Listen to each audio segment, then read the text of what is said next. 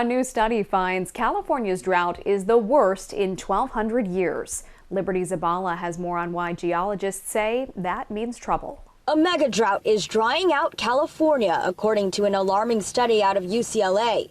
Researchers found California's last 2 decades were the driest 22-year period in the last 1,200 years.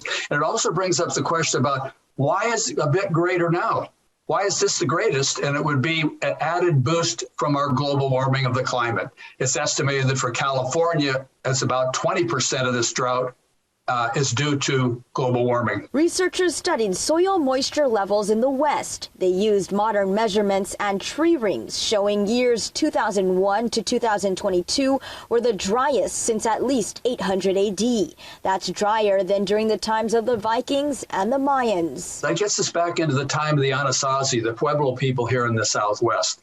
And it's long been thought that what drove them out of there, drove them out of New Mexico, Arizona, out of the Four Corners area was an extended drought. Geologists attribute the worsening drought to climate change. We're used to having drought, but we're making it even worse by the way we fill the atmosphere with greenhouse gases. They are also concerned that this so-called mega drought will further worsen our crops, wildfires, and reservoirs. We're playing with fire here in the sense of we've depended on these huge reservoirs.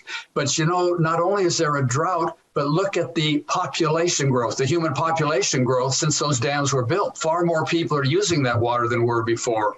So we're using up our reservoirs, we're using up our groundwater. We're pushing ourselves into a extreme position during an extreme drought.